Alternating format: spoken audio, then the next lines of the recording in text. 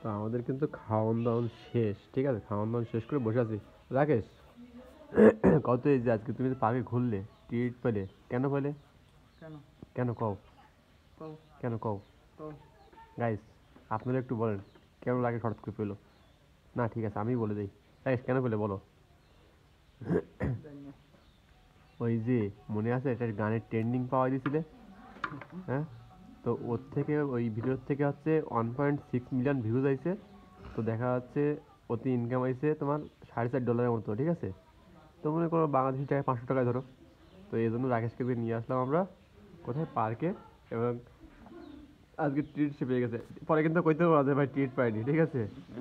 হ্যাঁ, ওকে। তো আমরা এই যে এখন আছি চন্দ্রমোহনের ভিতরে। তো যারা আইছেন অবশ্যই একটু কমেন্ট করে জানাবেন যে আসলে আপনারা কেমন ঘুরলেন এখানে বা কেমন দেখলেন। আর এটা হচ্ছে বাগেরহাট জেলাতেও চন্দ্রমোহন ইকো পার্ক। তো যদি কেউ আসা থাকে অবশ্যই কমেন্ট বক্সে জানাবেন যে কে কে আসছেন এই পার্কে। রাকেশ, এই টাটা দিয়ে দাও, টাটা দিয়ে দাও, টাটা।